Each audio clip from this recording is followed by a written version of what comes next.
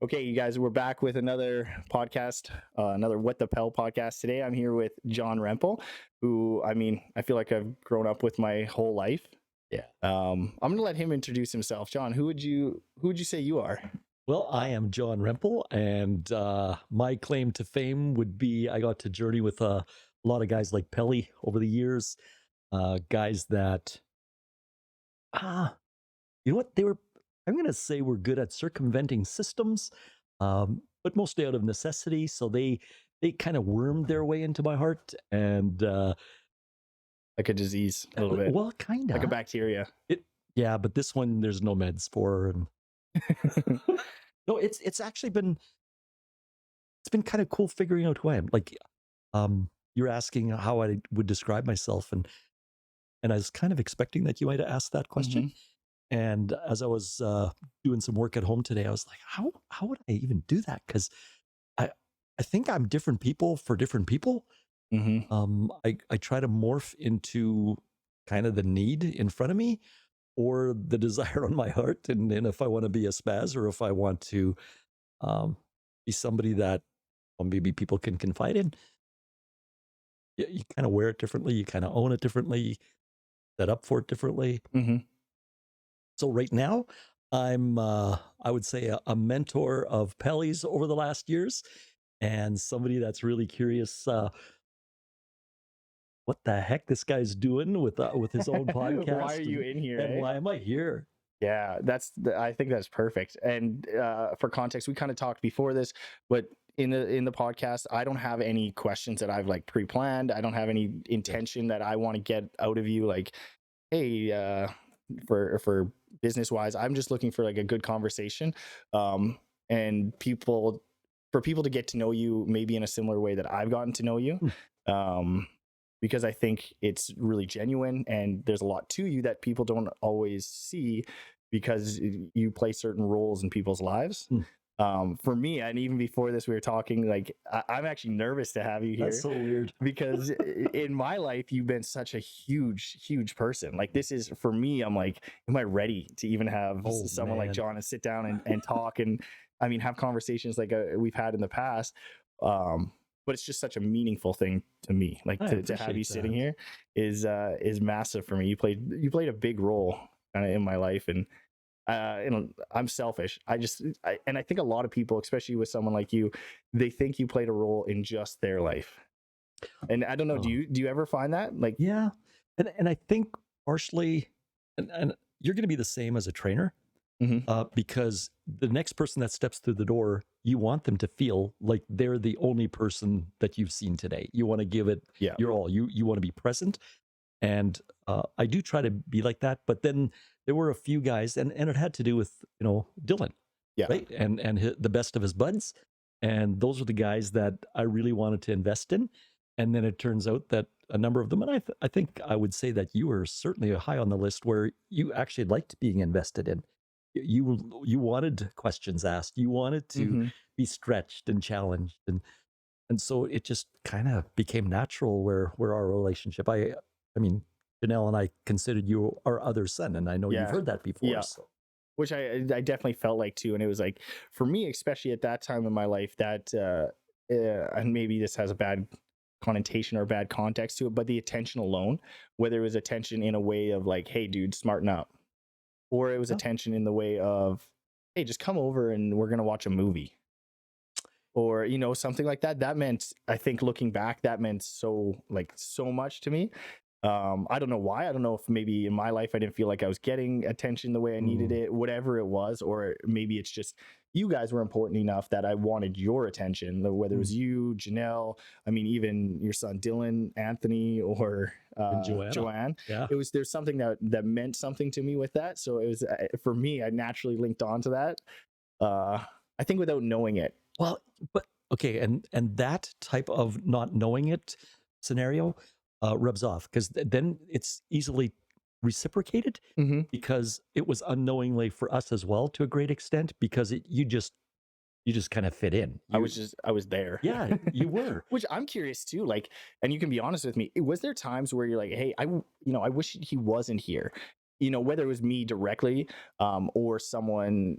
like I said, I like to think that I'm the only person with experiences, but there's a lot of people who have shared experiences with someone like yourself. Mhm. Was there times where you're like, hey, he's here, this and this, but it'd be nice if he wasn't here now? Was that ever tough? I Like, can't think of a single time where that would heck have been the yeah, case. nice. Yeah, it like from maybe a bit crude, but I always felt like you can't be given a bigger gift than someone else's shit, Mm, because then they've given you something that's transparent. It's a vulnerable scenario or yeah, situation, and they can't take it back. You now know something about them that if I wanted to, I could have done some damage in your life, right? Like yeah, I could have used that, but not that that was ever a consideration, yeah. unless you crossed me, then it was going to be a problem, Yeah, I right? But remember that time where like I remember we were in the backyard and you brought that bat out, and then you told me to just stand there and you hit my knees with it. yeah, But I learned, like I never did it yeah, again. you didn't have to learn after that, because I mean, once you can't walk once, Yeah, then you then know. you know, Yeah. you know, you know what's you know. That's brutal. Someone's gonna be And like, everybody's "Are thinking, they serious?" what? Yeah. No, that's a joke. He's Yeah, never hit me with a bat on no. purpose. Do you remember the time though that I drove you out of town? Yeah, to see some horses. Yeah, that was wild. I was like, "What is going on?" Didn't you say they're your wife's favorite horses? Yeah. Janelle's favorite horses. And I was like, "All right." Like, okay. And then I couldn't keep it in anymore. It was just, Man, it's so crazy too to think like the position you were in terms of things like that, where like I was so trusting. Like I was like, okay, yeah, like this is just I this know. meant something to him, so I'll look at these You horses. totally did. Like I was just like so like okay, like that I don't know what this means, but cool. But I'll say like it's so crazy to have someone in that position who I never once feel like took advantage of it. Like that's Yeah, like how many people yeah. can honestly say that? Like I can't say that. I know people in my life who have been really close, and I even remember when I was young, my sister, I had a PlayStation 3 and it was an older one and I wanted the money. So I sold it to her at way too much money. And that's someone I know. I feel terrible about that now, but I took advantage of that Mhm. person because I had that connection where I never once felt that. Like that's a wild thing to think of. And maybe you did. Maybe you're like, man, I know I can put these kids to work. Well, to some extent, like I did get you guys to help out with certain things, but I mean, it was never a manipulation. It was an invitation. Yeah, Whether I, especially if we were at the church in the gym, yeah, sweep the floor, those kinds of things. But to me, those were more about responsibility and the yeah. sharing of it. But as far as it's an interesting thought that you had there, because I've sometimes wondered about why it is that I didn't often try to pull stuff like that off, because Yep. I think when you do it, you have to remember how you did it. And I think there's an ownership of it later that you feel guilty for. Hmm. And maybe it was me just, I'd rather just not feel the guilt later. And Oh so I'll yeah. just do the right thing now. But it wasn't always about, and I think it still isn't always about what is, what is it about doing it right the first time? Because I think sometimes we get caught up in, um, man, but it would be just so much simpler if I didn't at least do the whole thing the right Hmm. way the first time. And if you cut a few corners and then you got to come back, yeah, it's interesting that you would bring that up, Hmm. because I've been processing that, the corner cutting and manipulation Hmm. essentially, right? But manipulation requires a lot of work on the one that's manipulating, because they have to keep the pace, they have to keep the momentum. It's just too much work. Yeah, Like, it's maybe that's a twisted way to think it, and I'm scaring everybody now, but it is though. Like it's a lot of work to commit to it because the process, like when you almost do it, like you said, you almost do the right thing. yeah, It's hard in the moment, but in the long term, it's a lot less work. Where it's the manipulation thing is like, well, it's a lot of work and it doesn't just stop. it can't. It's all, yeah, you almost have to keep the ball rolling until whatever you get the thing that you want at the end. And then maybe there's some work after that too to kind of cover up, okay, this is how I got here. And then not only that, but like the perfect example, like the PlayStation 3 thing is such a small thing, but the first thing that popped into my head, like it still sits with me like, oh man, that wasn't the greatest Exactly. thing. And that's a small thing. So you think about those big things where you're like, try and twist it to get your Mhm. way. Yeah. Especially in relationships, right? Yeah. I mean, I had job security as a result of poor relationships. For I was director at the warehouse for about 19 years, and in that environment, you're constantly encountering what manipulation looks like, what it looks like when a relationship dissolves, and then there, there's a false narrative around that so often. Like um, the one partner wants to have people come on their side, but Mm, the other partner is also sort of playing the scenario around in their head because they want people on their side. And it's kind of awkward because the fallout is the kids. Wow, that went here quickly, didn't it? But the fallout is the kids. yeah. That's the collateral damage because they're the ones that have to now process what, whether mom or dad or brother or sister, they both want my advocacy, but I don't know the rules here. I don't even know the content, but somehow they're supposed to, choose an allegiance. Yeah. And what a game to play from your end. If you're playing into that game, Mhm. like this is a topic that's kind of come up a decent amount in my life in the past. I would say month or two, especially, is the idea of, or the thought of, hey, um, people experience the world differently. And people's perspectives are different, people's Mhm. experiences are different, and people's within reason. I think most like sane people have right and wrongs that are pretty similar to each other Sure. to a certain extent. Of course there's gray area, but their experiences are different, and you don't get to necessarily dictate what their experience looks like. So when Oh. you're introduced, you're dealing with, in your job at the warehouse, a kid who's having experience, and then dealing with parents who have two different experiences, and you're almost, I imagine, supposed to guess where they're coming from based on their experience, and how to navigate it in a way that makes sense, in a way that gets the best result, which I'm assuming is hard in the situation, but also hard from people critiquing you from outside, Mm.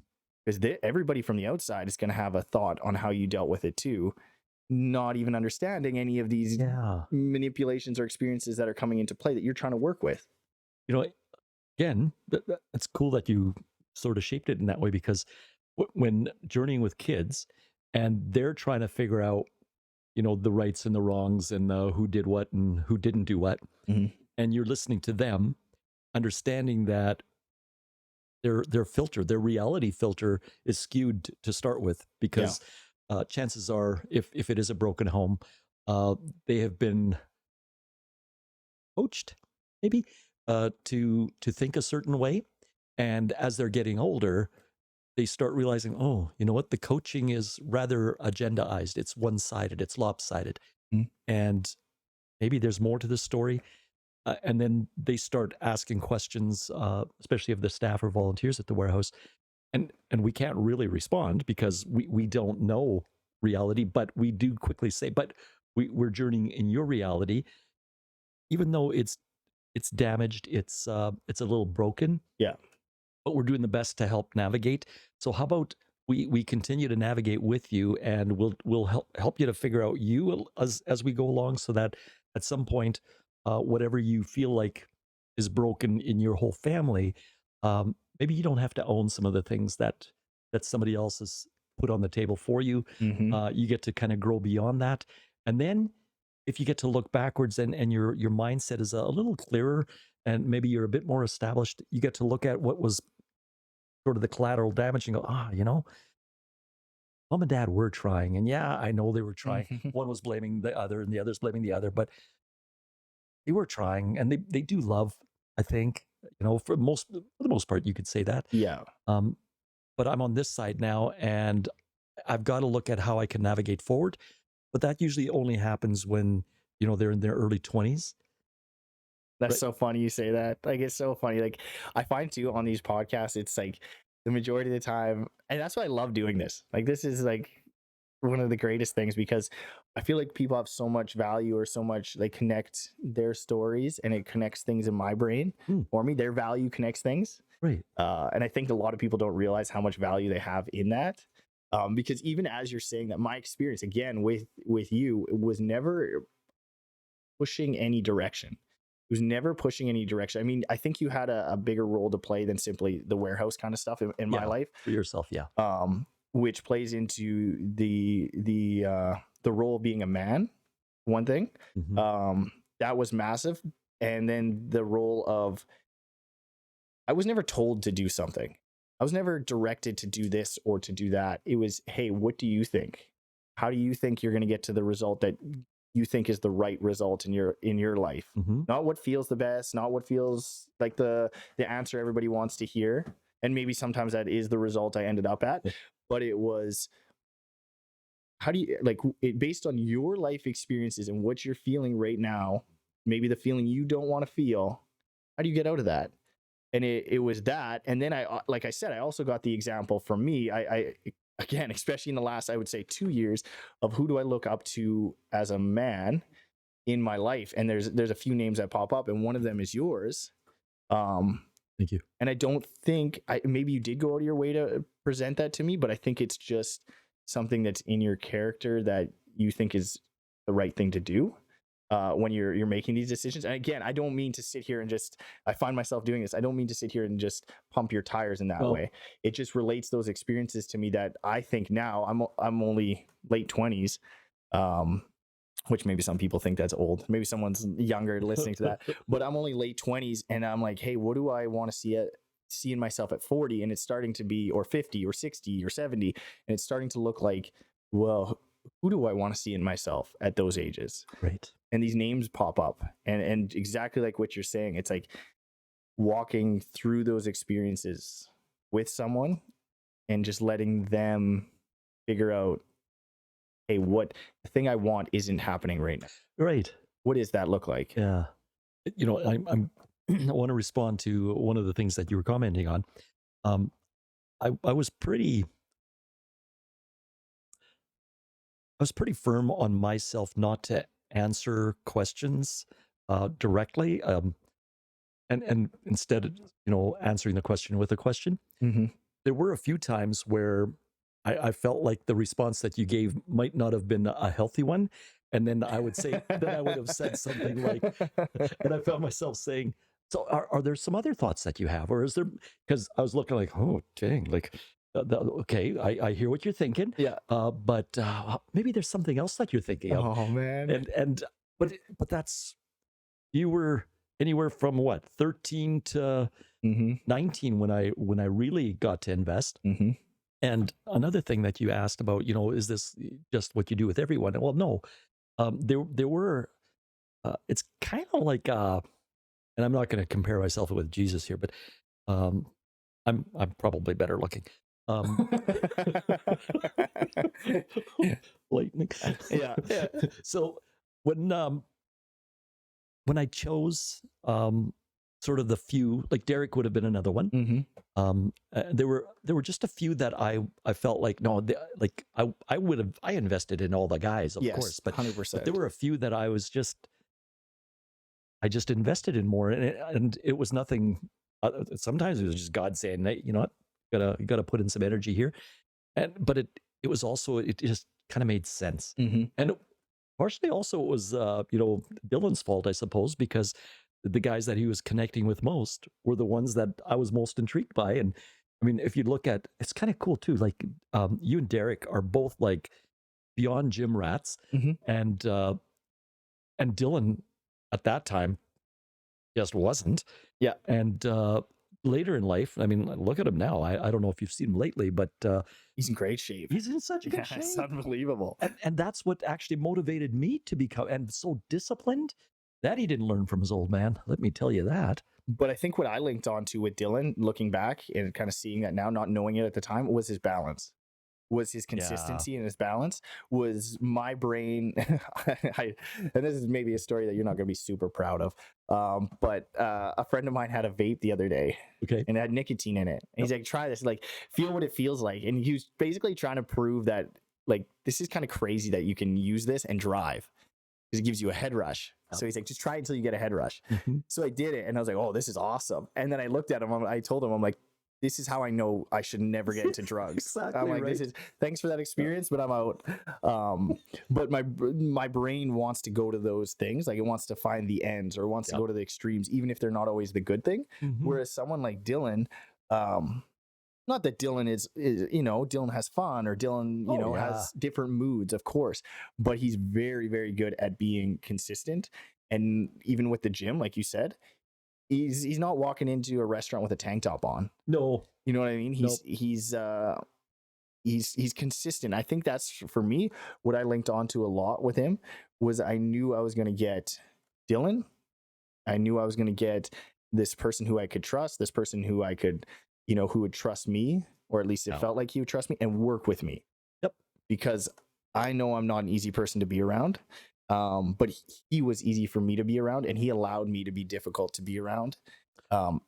Which that's a good way to put it. Yeah, and he Yeah. that's what I really linked onto it, and just so happened that maybe, like you said, you invested in certain people. It maybe just so happened that I kept showing up at your guys' house to be with Dylan, that it was forced upon you to spend time with us. Oh, well, that was never a hardship. And Not even when we almost burnt your house down, oh heavens, that was melted your exciting. stove. You did a few things at the house. That's true. Yeah, And some of them good. yeah, and in the church, I think we put a hole. Oh, yeah, there hole were a in the few one wall. holes. Yeah. Well, I mean, that's the church's fault. Poor construction, I would say. Yeah, they should have put brick instead of They drywall. totally should have. Like that was short-sightedness on their part. Church. Jeez. So one thing I did want to know, because I've heard pieces of this, Mhm. and I want to know more about this because I don't think as many people know about this, in more of a story form, Yeah. is where you came from Oh, and yeah. what your experiences were to kind of bring you to the person you are, Oh, which is I understand is a Yeah. huge question, but I think I've only heard pieces of that start. great. If you want to talk about it. Well, yeah, actually, and this is something that I think really helped me in my working with young people. Just growing up, I grew up in a, well, first of all, I'm a Mexican Mennonite kid. Moved here when I was 4, and it was, for me, it was dreamy because we moved in the middle of the night one night. It turns out my father was in an accident, and as a result of it, one person did pass away. And back in the 60s, it was kind of an eye for an eye, tooth for a tooth sort of thing. And it was kind of like, okay, we were going to be moving to Canada anyway.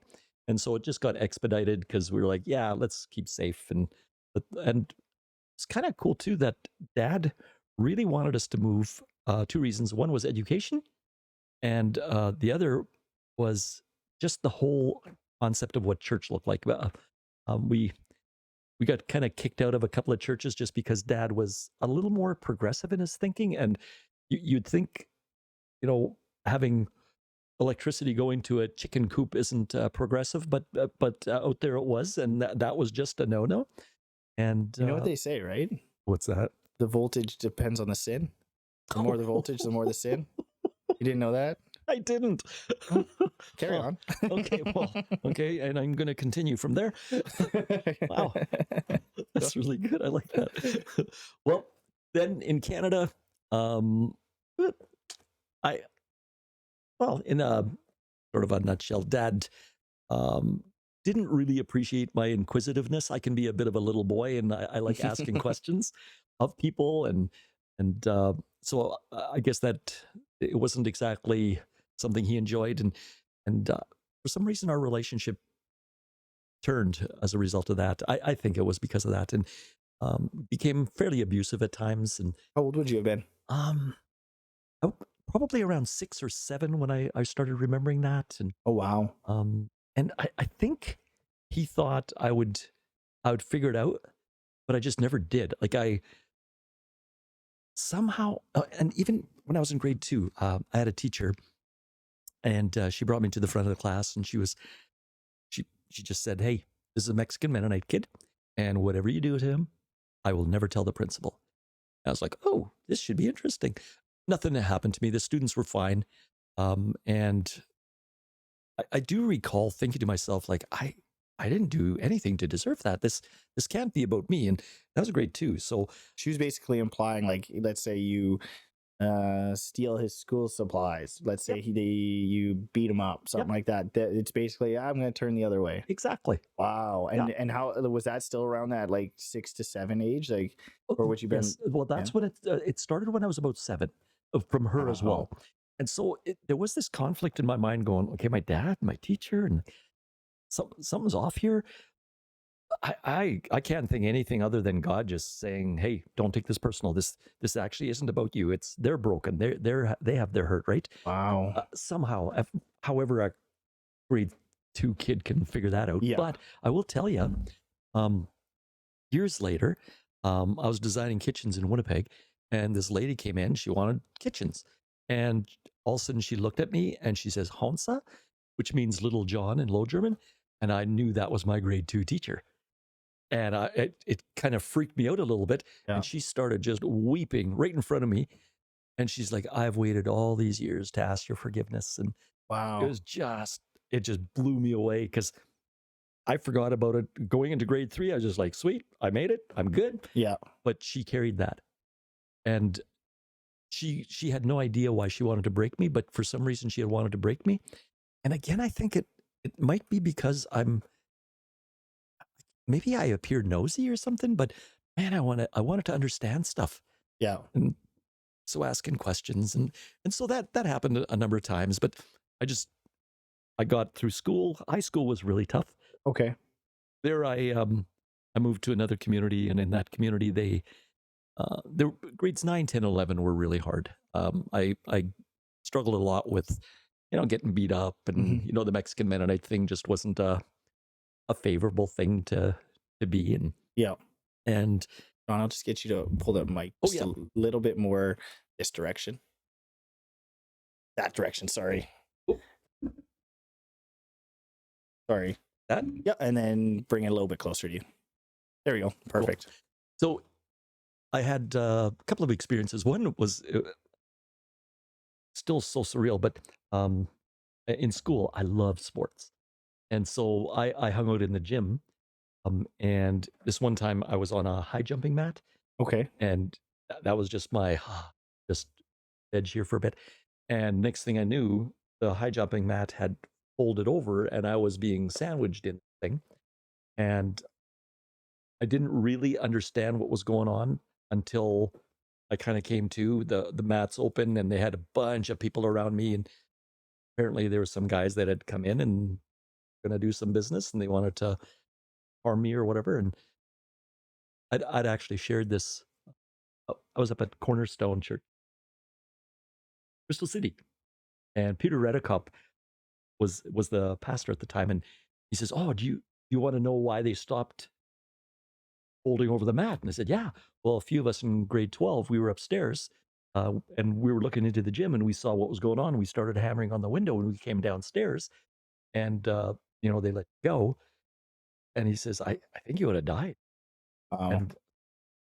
And so this was so often um, things that are completely out of your control. I couldn't have controlled where I was born and when we moved like that, but somehow you are being judged um, for things that you have no control over.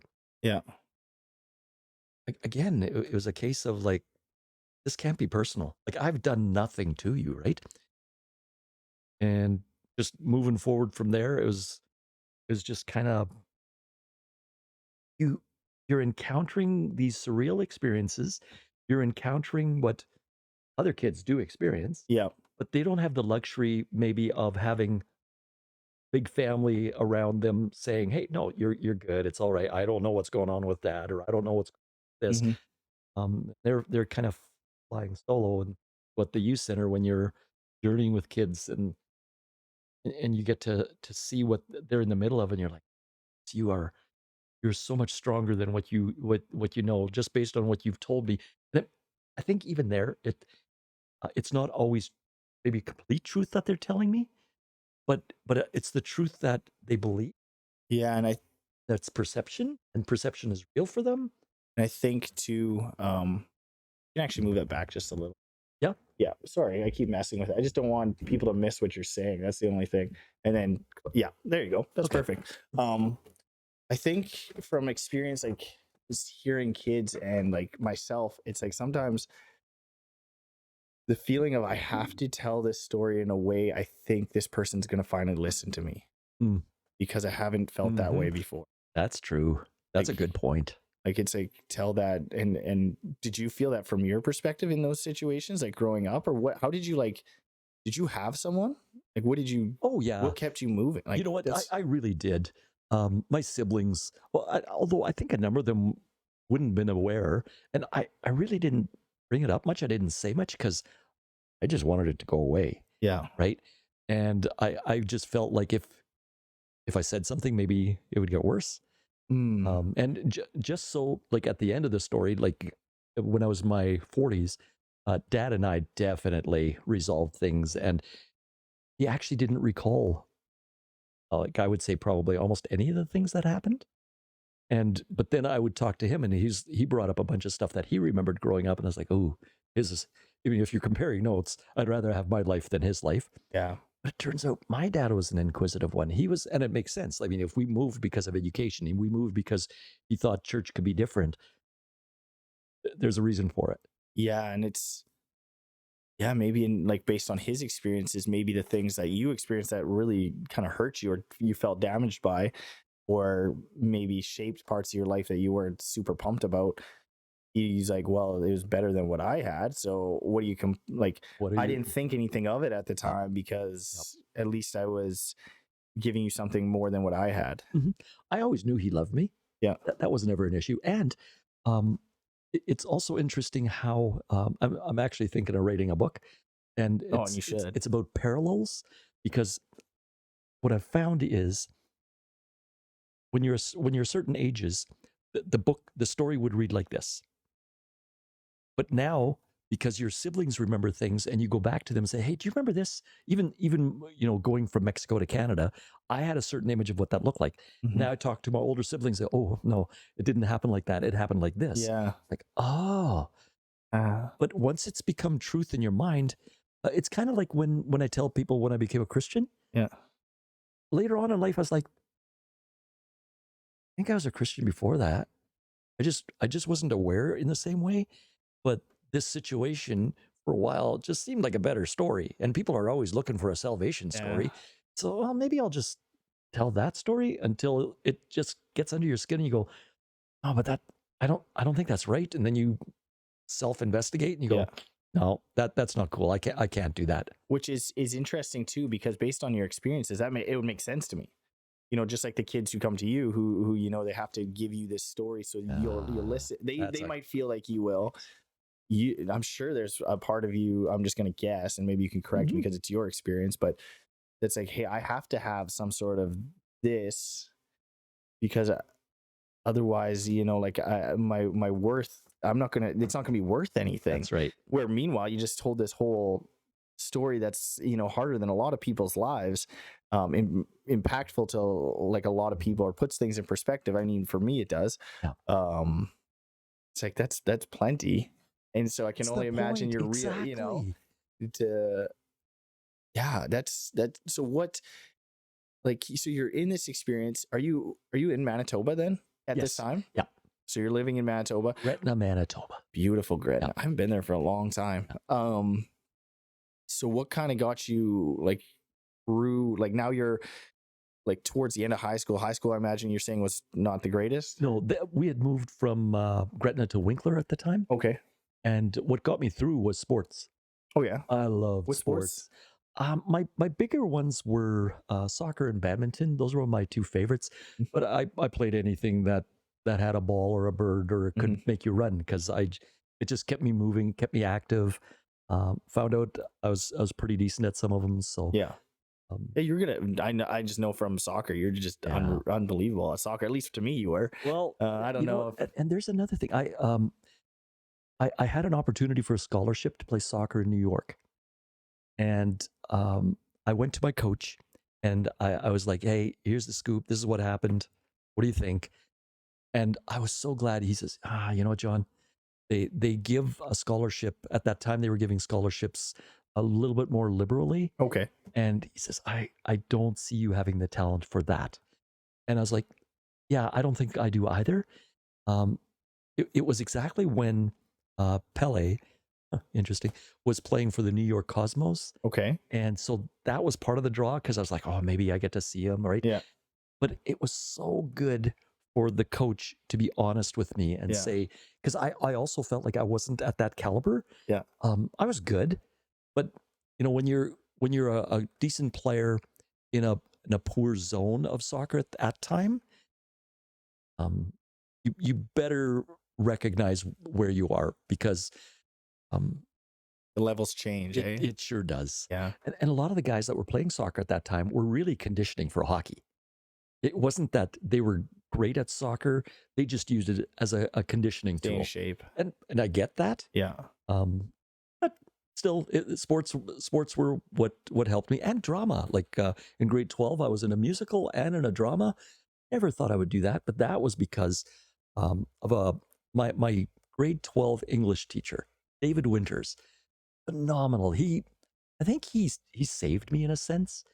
Um, I'd actually gone into our English class. Back then, they called them double O classes, which meant it was university entrance Okay. courses. And I went into the first semester, grade 12, walked into his class, and all of a sudden I'm looking around at the students in there, and I realized, oh, I'm in the smart class. This is, oh boy, I'm just going to sit here. And I felt like Mr. Winters knew that I was not in the right setting, but he didn't let on. And then he read What this. a change from your other teacher. Like you're Totally. experiencing as a or grade 2. What a and Yes. it sounds like I mean it's you cleaned up the other thing, or that other teacher did. So Yeah. whatever, nothing against that teacher, but Nope, but that was a different your memory reality. sounds much more It was very fond. favorable. Yeah. But anyways, go ahead. So he reads a poem, and at a certain point, I laughed at it. I chuckled at it, and no one else did. And I was like, "Ooh, okay, good thing I'm only here one day, right?" Yeah. And after he read the poem, he said, "Who can tell me what this is about?" And I wasn't going to say anything, right? Until then, he had just left me alone. And then he looks at me and says, "John, what's the poem about?" I don't know. I said, "Yeah, you do." He says, "You laughed exactly when you're supposed to. Nobody else did, but you did." Wow. And he says, "Say it." I said, "Will I get in trouble?" He says, "No, you won't get in trouble." It was a poem about a dog taking a dump on the beach. Oh, really? Yeah. Yes, but That's it was wild. canine and silica sand, and there's it was just a clever thing. Yeah. And I'm right. Like, wow. And then after the class, he called me to the front and he says, "Yeah, you're not on the roster, but I think you should be." And he encouraged me to take a grade 12 English, which also meant I'd have to take it both semesters. Wow. And so I did. And I had never gotten a B before. Ask my dad.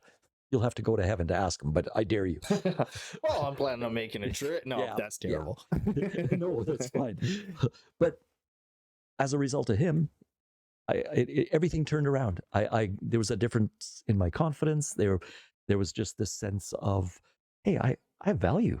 And he was the one that encouraged me to get involved in Juno and the Paycock is called as just this short play. And then I was Francis Fryer in Calamity Jane. I won't get into that one, but it involved wearing a dress. Oh, nice. That's cool. Yeah, You I was a kinda saloon girl. That's awesome. That's funny.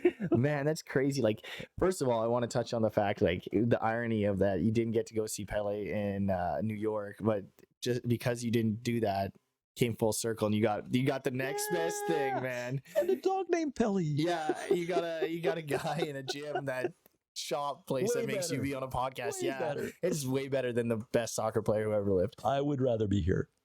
Without a doubt. Absolutely. And then the next thing too is like the impact like that a single like that little bit of encouragement does to someone. Yeah. Like just even you telling the story, you can feel the change in like trajectory. It was a big deal. Like just a word of, you're right. Hey, you're good at something. You're not a kid that everybody gets to beat up. Yeah. You're not a Mexican Mennonite. Yes, exactly. You're in this moment someone who knew this. Yeah. And that's what you are to me. You're nothing more and you're nothing less. And you know You what's can be interesting? more. Yes. And I think he would have had that same mindset, even if I wouldn't have gotten that poem correctly. Hmm. He would have still said, I think you need to stick around. He could. Like he was just he knew the people to pursue. Another interesting story to do with him. A few years ago, I shared this story, and I had no intention of sharing this story, but it was at one of our banquets for the warehouse. And I shared this story, and at the end, I was like, okay, I shared this story. I have no idea why I did that. But somebody came up later and he says, hey, David Winters, that was in Garden Valley Collegiate, wasn't it? I said, yeah. He's dying of pancreatic cancer. And I'll get you his number. I bet he'd appreciate you calling him and saying thanks. So I was like, sweet. So I phoned him and I just said, hey, don't know if you remember me because my name, and even on my high school graduation certificate, it says John Tacos Rempel, because they thought my name was Tacos because my nickname became Tacos. Oh. And so I said, this is John Rempel. And then he thought for a while. I said, Tacos? Oh, I remember you. So we had just a brief chat. That's a good nickname, though. It was at the time, at the beginning, I didn't like it. Yeah. But come grade 12, I embraced it. Yeah, I was like, that's yeah, awesome. I'm Tacos. I would imagine most of my high school graduating friends would still know me by Tacos. Yeah. But I got to talk to him, and a few days later, he had passed away. And I don't know. It was, no, I do know. It was just really cool to be able to say thank you, because I'd never said thank you. I'd told other people this story and basically said thank you, but I'd never said it to him. And here I got my chance. That's really cool. Mm-hmm. Do you I've often wondered this, and this is maybe, I don't know how much you want to indulge in this, because Sure. just knowing your personality, you're not going to want to indulge in it. So I'm going to ask it. Okay. And, oh man, this is, I don't want to say it in a way that you don't want to answer. I want to say it in a way that you're going to give me your honest answer. Your heart anyway. Do you ever want that from the people you've impacted? A phone call, a word of, hey, I appreciated this. Like I'm sure you get it to some extent, but I think oftentimes me seeing it, me doing it, it comes from a place of, but this, like me even asking you to be in here. I have to be very mindful that I don't also pull something beyond what you're here for. Oh man, like I'm pretty free game. Like, do you ever, because you put lots out from my perspective. Yep. Is there any moments where you remember calling this gentleman and saying this, he had an impact in your life, when you sit down, maybe it's a long day where it's like, hey, like a little bit of recognition and appreciation would go a long way in this moment? Well, certainly there's times where you're like, is anybody noticing what I'm doing? Yeah. And you realize very quickly there's a lot of people noticing. But I think it's okay to be in those moments sometimes. And yeah, I actually get quite a few kids that, when they were 14, 15, now it's 19 years later, and they're 33, 34, and they're calling, or just often it'll be either on Messenger or some other means of communication, but they'll say, hey, John, just wanted you to know I'm a father of 3 now. And so they're describing their life. And to me, that is the equivalent of saying, hey, thanks for journeying with me, because it's an update. And to them, it's probably a bit humbling, because it kind of references some of the poor choices maybe that they were making before. And now they want me to know, hey, I'm making some good choices now. Yeah. And for some, it'll be, and trust me, we do celebrate. One of the kids, boy, I almost said his name, but I'm going to say within the last 6 months, he just said, John, I've quit doing everything except weed. And I was just so celebrating him. I just made sure he was fully affirmed and acknowledged, because he was on everything. And if he's only doing weed, he's winning, right?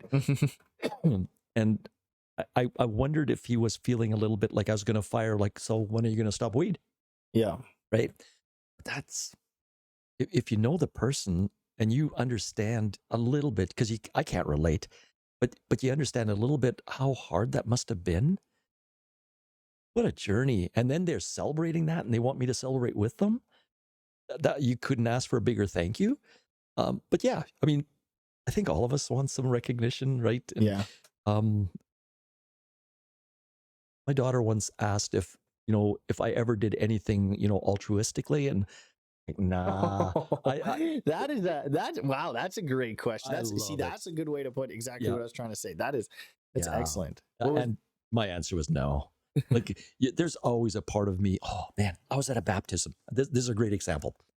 I was invited to a baptism, and this kid is thanking his grade 2 teacher, his kindergarten teacher, this Sunday school teacher, just everybody. And honestly, I'm sitting there going, "Oh yeah, yeah, John Boy's coming up soon, right?" And then there was no John Boy. It's like, what the heck? yeah. Like, and so he got baptized, and I wanted to hold him under longer. Mhm. But yeah, so but then the next kid comes up, and I'm like, oh yeah, I think I know this kid. Well, he stands there and he's talking me up for about 20 seconds, how much he has valued what I've done in his life, and I'm like, I don't know you. Like, what are you talking about? And he's looking at me, and he's thanking me. I felt like such a loser at that point. It's like, Mhm. here I was looking for, hey, John's important in my life, until I heard somebody where it was genuine, and I'm like, I don't know what I did for you. And now I feel really bad for what I thought about this other guy, but I'm feeling even worse here. What a hypocrite I am. What a fraud, right? Yeah. But I think all of us just want affirmation. We want to know that we matter. And it doesn't matter if you're 14 or if you're 60. Um, it's all there. And um, sometimes I feel a little bit ashamed of some of the thinking that I can do. Yeah. But I, then in the next breath, I want to be noticed again. yeah, I don't man, I don't blame you at all. I think it's I don't know. I think it's well deserved when you do get it for sure, and sometimes not deserved when you don't get it. You know what I mean? And I think that's the point that I felt I heard. Like, I kind of heard God saying, like, okay, you don't want to own the crappy stuff. Mhm. Well, then you don't have the right to own the good stuff either. If Yes. you're doing stuff for people and you're genuine about it, Yeah. then don't be looking for the limelight or the credit. Like, Yeah. because you're not gonna take the crappy part. If somebody bails and does miserably, you're not gonna own that. Yes. So Something that helped me too, like when I was younger, you went through this with me. It was, struggles with my parents and the decisions mhm, I felt like they were making. mhm, I didn't understand them at all. Like I didn't understand, why this, why that, all those things. And I remember hearing that as well, like that exact thing of like, hey, if you're gonna say all the bad things about them, if you're gonna focus on all those bad things, yeah, well, guess what? The game goes two ways because they sure as heck did some good things. yeah. And we talked about those things. Yeah, it's Yeah, it's we like did. You're right. hey man, like you can sit here and say all the bad things, but that's if you're gonna play the game Yeah, of all the bad, yeah. you better play the game of all the good. Maybe the bad is what you're Good working memory. with, but you gotta Yeah. yeah. And I remember that and having such a good like perspective change, and also the realization. Maybe I don't like. Maybe you can speak to this. You might have more knowledge on this, but the realization of like parents are humans because like there's a We talked about that too. yeah. And whether you remember it or not, I was totally trying to communicate to you, like, I have the luxury of being sort of a parachute parent here for you, Hmm. because I wanted to help with, you know, bothering a kid, so to speak. But your dad and I even had that conversation because he was like, I'm not making all the best choices here, and I gotta admit, like, I'm doing bad by him. But thanks for kind of being a stunt double, so to speak, right? And we actually had those conversations, so that made me feel like I could advocate for both your mom and dad. And sometimes you didn't want to hear it because you were angry or you were hurt. Yeah. Totally legit. And you didn't have to believe what I was saying. And I would have been fine with that too. But I wanted to keep speaking that and consistently because it was coming consistently from your parents because your parents loved you Hmm. and you knew that. Yeah. Um, yeah, some choices you wish that they wouldn't have made, but they did. Yeah, because they're human beings, It and turns out they are. yeah, and that's do you think most like there's a time or like a moment, and I by a moment I mean maybe years, months, whatever that looks like, that every kid goes through that in your experience, You know, into some again, that's extent. a great point because s- some of the the norms that I've encountered are where mom is hurting. She's raising 2, 3 kids by herself. Um, she's got 2 part-time jobs. She's just trying to make it work. And yes, at that time, it does feel like maybe the dad is out of the picture and he's he's not valued, he's not good for much. But as the kids get a little older and they find out mom isn't perfect, Hmm. and then mom all of a sudden will start speaking some of the things because she does want that. Almost every mom wants the kid to have a relationship with the dad too, right? Yeah. If it's that situation, the kids grade 7, 8, and 9 very often have this really negative perspective of the missing dad. Grade 9, 10, it wasn't uncommon for them to say, maybe my dad wasn't so bad. And then grade 11 and 12, they're a little older, they're a little more mature. Mom has spoken a bit more about dad, and now there's a curiosity about dad and maybe Hmm. getting to know dad.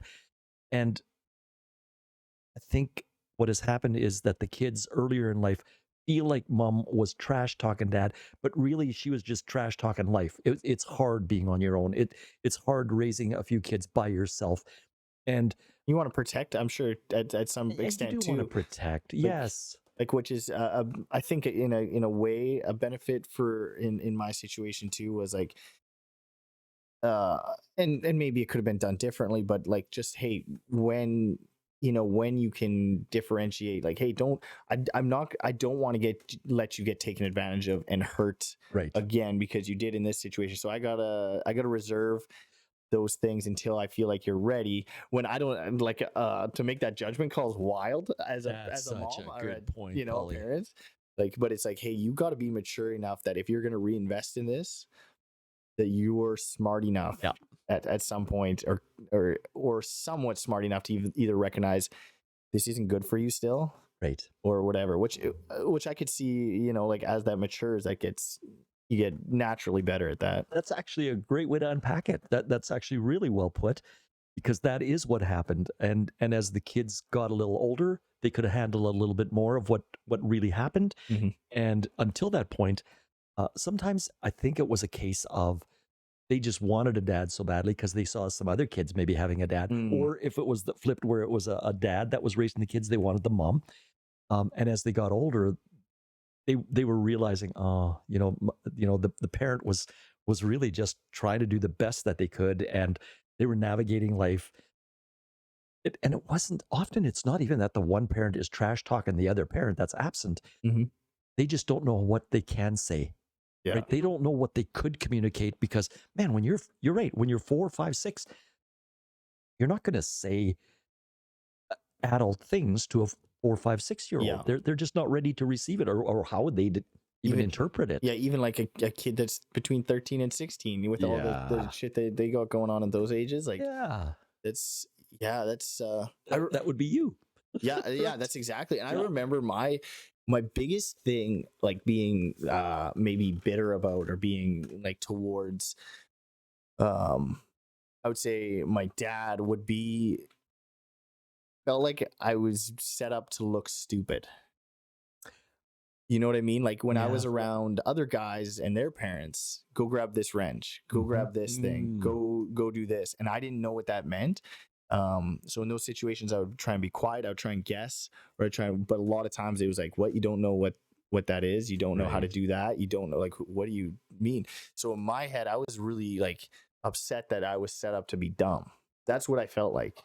Oh, well, and to be honest, you played that card from time to time, Oh, even among your 100%. peers, right? And it was a case of you selling yourself short, but that is what you got used to.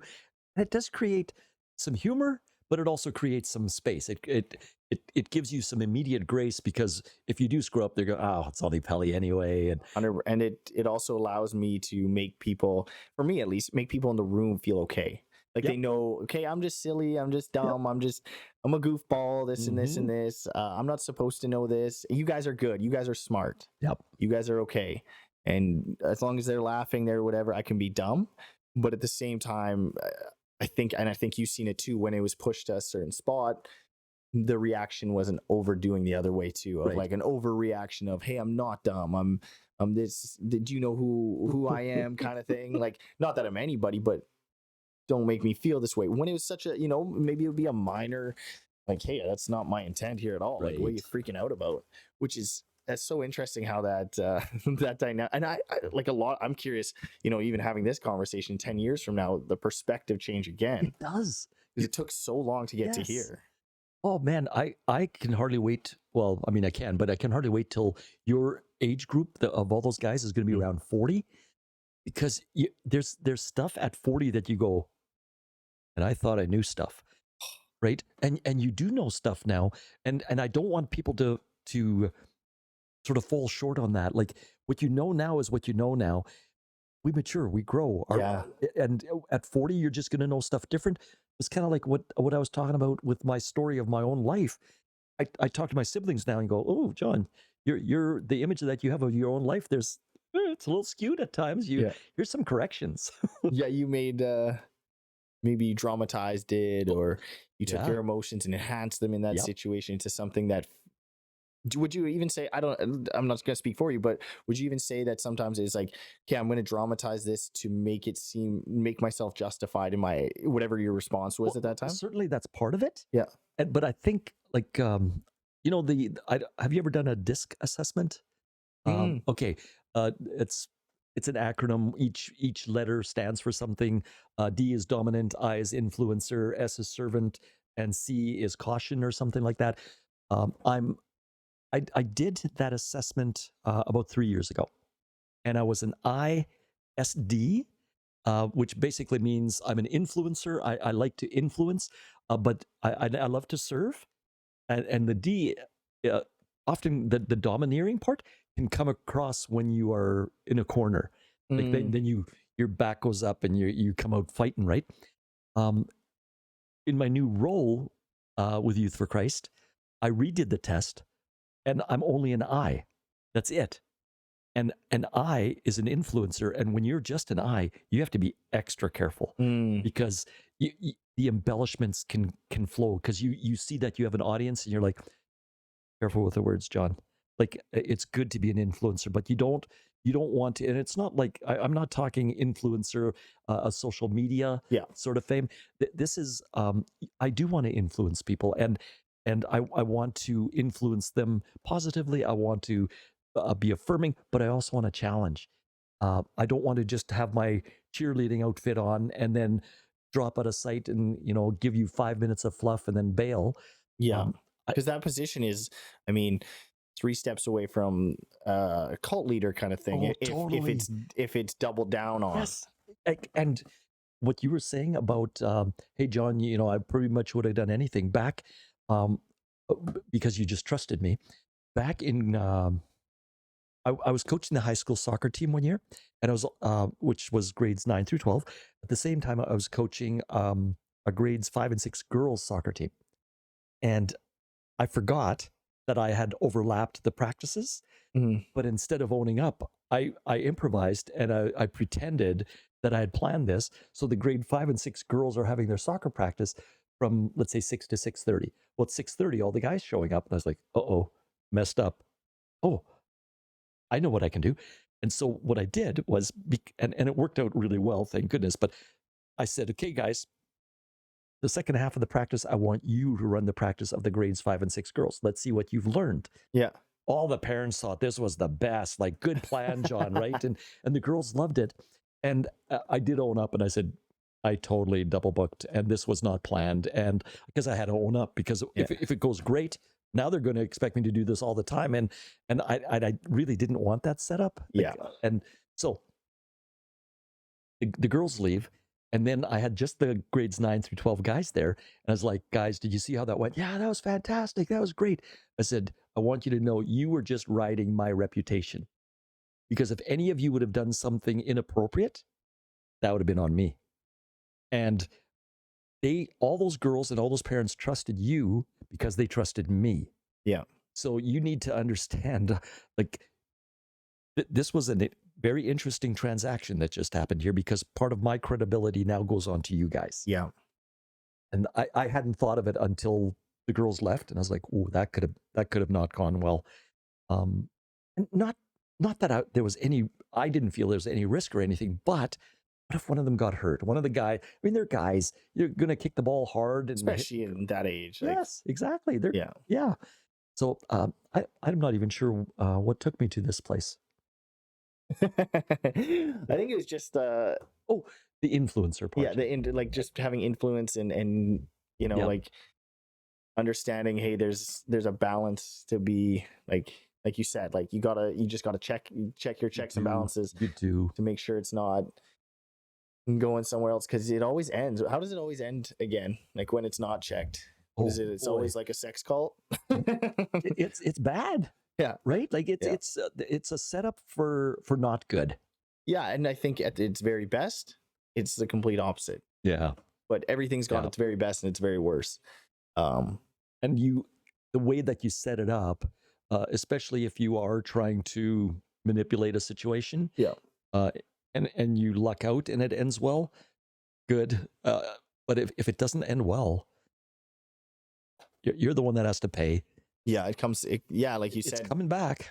it's ultimately, especially at that age with kids like that, it's like, well, who's going to be the responsible one? Is it going to be a grade 9 boy, grade 5, 6 girl, or is it going to be the person who, who's supposed to be looked Set at it as the up. adult, which is, I guess it is. I want to say unfair, but that is life. Oh, but it's fair. Yeah, Yeah, it is.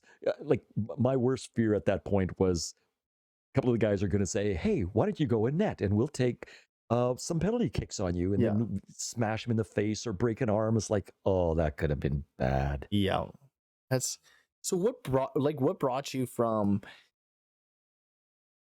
where you were, you're growing up, everything like that, the experiences you had? What ended up bringing you to the position of this mentor or this leader? I mean, I don't even want to describe it as the Youth for Christ. No, that was just where I ended up. Like I've really realized that the formative years were all of them. Like I can't think of anything that I would say, man, I would like to scrap that, because whenever there was things that weren't going well, there was always stuff that was going well at the same time, right? And I don't want to wish those away. Um, I think that the pivot for me was Mr. David Winters in grade 12. That's when I was like, oh, I have value. I could contribute. I have some abilities, right? And sports to me was it came somewhat easy, just because if you're good at a couple of them, chances are you can do almost any, because it's a lot about balance. It's a lot about following the drills. I wasn't necessarily a natural, but I loved being coached. Okay. And I think my grade 12 soccer coach played a big role when he said, "No, you're not good enough. Don't take the scholarship." I really value, and it didn't hurt at all, because I felt I wasn't good enough either, right? And then translating that, when I got into my early 20s, and I had to really make some decisions as to, would I live in small town or would I live in the city? And then having my siblings just say, "No, move to the city. We're all here." And I have great brothers and sisters. Like How many do you have?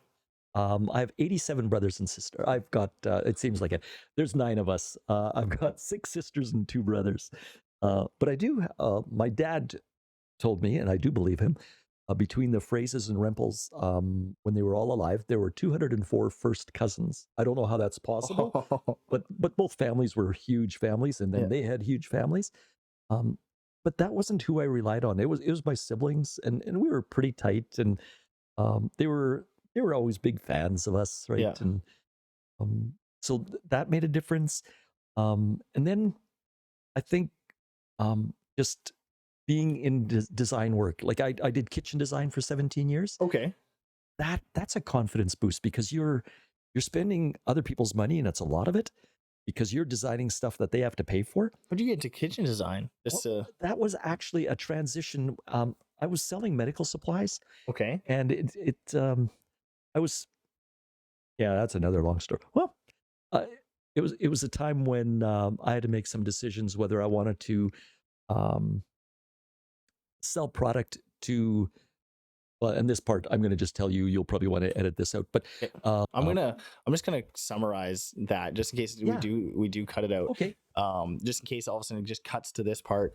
So John was basically talking about he was something that was against uh your kind of, I would say, moral code at that time.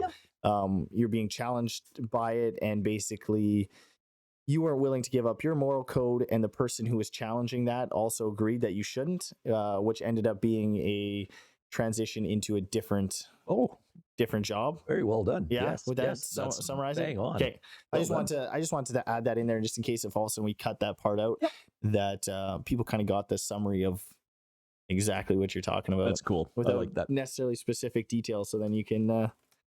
He's really good at this, people. Like, check it out. I don't know, man. Between the audio mistakes and the video mistakes that I make, and kind of the Oh dumb no, things sometimes. you're good. This is actually really comfortable, and it's kind of interesting when somebody asks for you to debrief your life. Mm, In a sense, there's something almost life giving in that because you're like, yeah, like I've lived quite a life, and it doesn't need embellishments. It doesn't need extras. no, it's good. Yeah. It's good. So from there, I moved to kitchen design. And just because I found out that this business in Winnipeg was looking for designers, and what I liked was they had me first start in the shop just so I could learn the production of all the cabinets and stuff. I really enjoyed that. Got into design work, and there I found that I had to be careful because there again, being an influencer, um, you had to learn the best of your ability to read the people um and take some cues, like whether maybe they didn't have money for more than what was on the document right now, Yeah. um and which ones were looking to be upsold, Mm. and that's such a balance. And Like not taking advantage of people who yeah, maybe you felt like you could, and then making sure like when you know, just doing good business in terms of the ones that did want more, that you still did right provide them on. with the thing they did want, so they're happy at the end of it. Yes, So ultimately making people happy without correct. breaking your kind of moral Yeah, code. because you are trained in a lot of the sales techniques that get as much as you can out of them, right? Yeah. But at that time, it was kitchen craft for 11 years, and they were very much like, no, we want to be a company of integrity. Mm. You listen to the client, and I that was very refreshing, especially for my past experience Yeah. or my previous experience. And so you just navigated with people, and there were a number of times where the one partner, or if especially if it was two people, the one partner would say, our budget is this, and then you go, okay, is this is this what you're wanting me to believe, or is this genuinely what it is? Because I want to work with what you have available, and that's it. Um, then those people would trust you because they're like, oh, okay, so you're not going to try to get. Because at that time, you could get, $12,000-$15,000 kitchen was a big deal, and that was a lot of money, Yeah. right? Then transitioning over to decor cabinets here in Morden, they were like that, if not even more. They were like totally like the client is so important, that Yeah. relationship. And so that influencing piece was, again, you could do it more naturally. It was more about cheering for them and being a part of the process as opposed to trying to steer them into a certain direction. And, That and benefited you at yeah, the end of the, or the company, which yeah, ultimately benefits you yeah, too. exactly. So then how did you go from that kind of, it seems like in all honesty, it seems like your whole life is set up to be in a way, as random as it seems like the underlying tone kind of sets what I imagine the next thing you're going to say Yeah. is.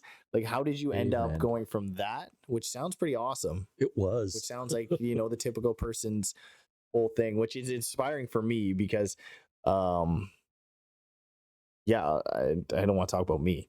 Yeah. Um, Do.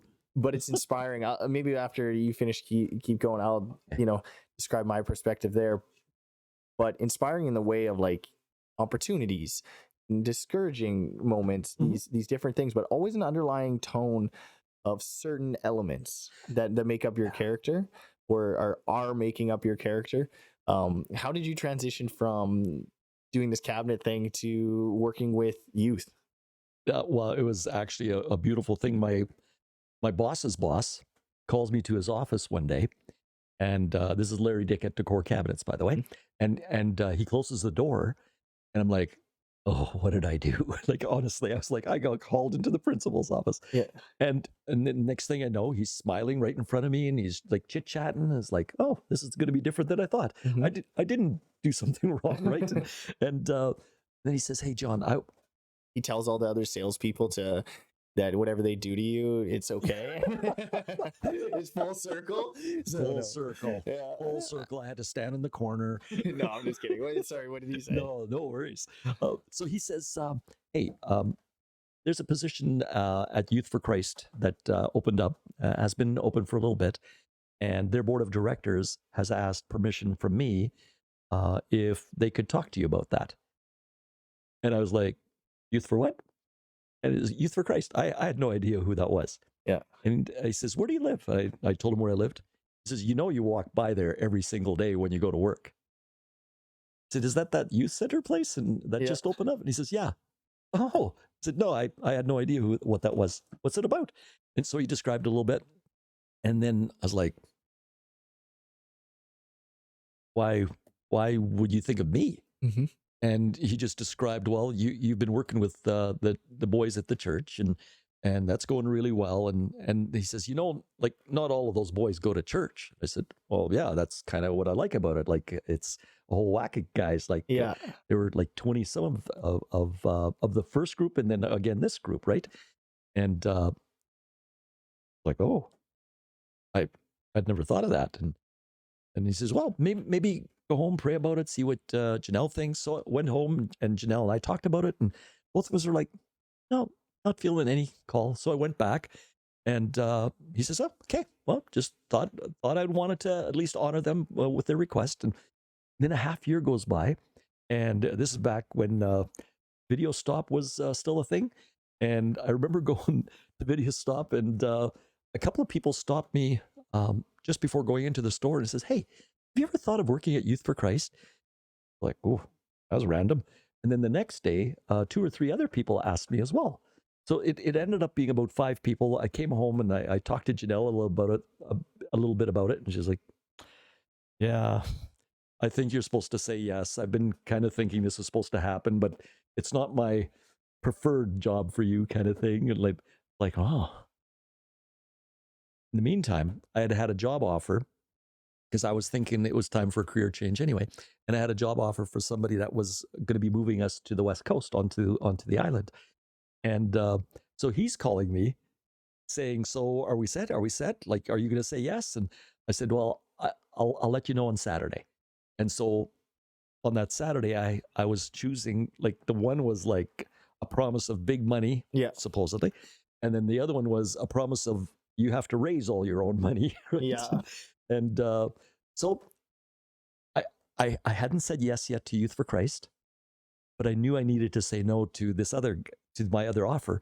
And was that guy upset at first, because he says, how dare you? You're moving there and you're gonna work for the competitor. They got a hold of you. And it's like, no, like it was nothing like that. Yeah. And he says, well, how do I know that this is accurate? And I said, well, I'm thinking of working at Youth for Christ. And it just got quiet. And he says, oh, well, yeah, that I don't want to compete with. Sorry, I guess I was jumping to conclusions. But over the next day or two, it was like, yeah, I got to work at Youth for Christ. Wow. And so it wasn't exactly the segue that I wanted, because I wanted it to be a little bit more affirming all around. I felt like the answer was yes, but it wasn't one of those exciting ones. It really felt more like it was an obedience thing. And then the first week that I was there, I came home both drop-in nights, and I was like, Janelle, I made a mistake. This is crazy. What am I thinking? And oh, sorry, I forgot to tell you that it was about a 6-month, or did I tell you it was about a 6-month window between saying no and yes? Yep. Okay, good. So um, Janelle and that girl's wise, and because it got really messy at the center the first couple of times I was there. And I think it's all these kids that are just trying to see who's boss now, and there were a few things that I had to unpack. But then she just said, "Well, did you think that this was just going to be kids sitting in a pew and you were going to give lessons? And like, well, no, I didn't think that. And she's Yeah. just, you know what? You've made a commitment. Like, just suck it up. And like, yeah, okay, okay. And after I came to that conclusion, everything changed. It was just like, oh man, do I love my job.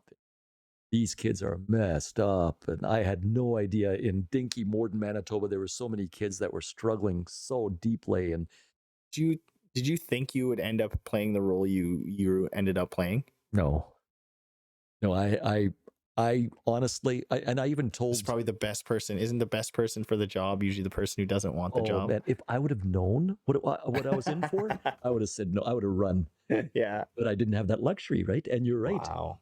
Like, and I didn't come there qualified, so God had to qualify me, and it was not easy. But There were some bumps and bruises. I feel like you did come there qualified. In the yeah, I know what you mean. In the you're like in the typical sense of qualifications, like the Right. visual qualifications. But again, back to like that underlying tone in your life of your experiences, it's Mhm. like uh some sort of life qualification in a way. Well, okay, there would be that. Yeah, like I know that I could identify with the kids quite quickly, Mm. and which was really important because when you step in and you kind of look like you have your crap together, and they're looking at you going, "You're 40," and to start at 40 is not very normal. Like you're starting usually at 25, maybe 30, but Were 40 you is old. you were 40 when you were in there? Yep, that's when I started. I Man, know. how long have you been 40 for? 20, almost 21 years. That is crazy, man. It's bizarre. Uh, but I did love it. Um, the kids, they would say, "Yeah, but you've never experienced this." And I said, "Well, I've experienced hunger. I've experienced where, you know, um, supper wasn't a whole lot, Hmm. and we had to, go from another country because, turns out dad was in an accident, and it hasn't all been smooth and silky, and but I also really tried hard not to do comparatives, and because I, that's not what it was about. It was to hear them, to listen to their story. Yeah, that's what I feel like like a John response in that like to that statement. Even if you did have those experiences, a very John response to someone saying, "Well, you haven't had those experiences." I can just imagine your voice saying, "Yeah, maybe, but I'd love to hear about yours." That and that's really the setup. You're Mm. exactly right, because they're actually not really concerned what you did or didn't live. You're gonna stick around for my story, Yeah, like, do you want to hear it? yeah, But it's only going to be by you got to ask me, yeah. right? And Which is yeah, it's so crazy, and I wanted to touch on because my experience with you, if and this sounds bad and it's not my intent to it, but I wouldn't have ever known Youth for Christ warehouse had the word Christ in it, to be honest with you. right, And I mean that in a good way in terms of that was never a forced requirement no, to be a part of it. The requirement to be a part of it, in my experience, I mean, as a volunteer, and I wasn't really a kid who went there. And no. I want to talk about that part because you talked about your other group, which I've only heard parts of. Mhm. But the only requirement you had of being there is one, treating the people who were in charge with respect. Mhm. And two, I think there's a few actually. Two, treating the other kids there with respect, Mhm. and three, if you want forgiveness, you better be giving forgiveness too, because Mm. everybody, every kid there that I experienced had made mistakes while they were there alone, Oh yeah, and it was like one of those things. Hey, if you're not willing to own up, you're not willing to do this, you're not willing to do this.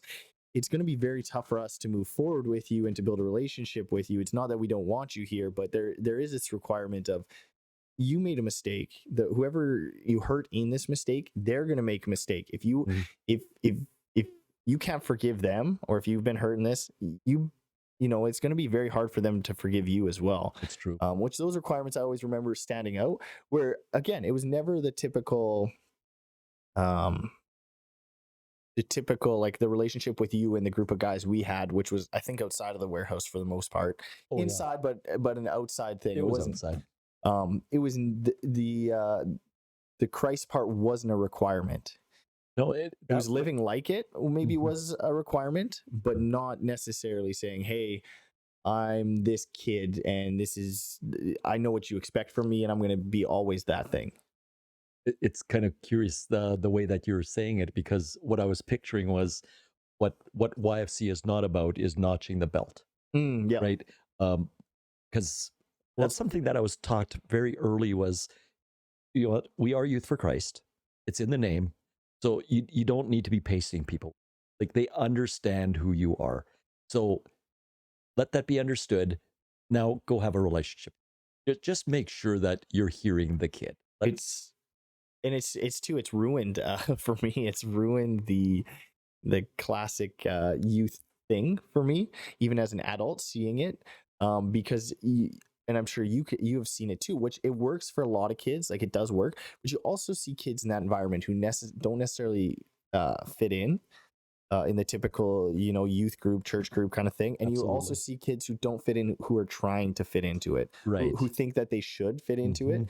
And for me, I'm always like, man, I wish just one of these kids would tell someone to fuck off, Yeah.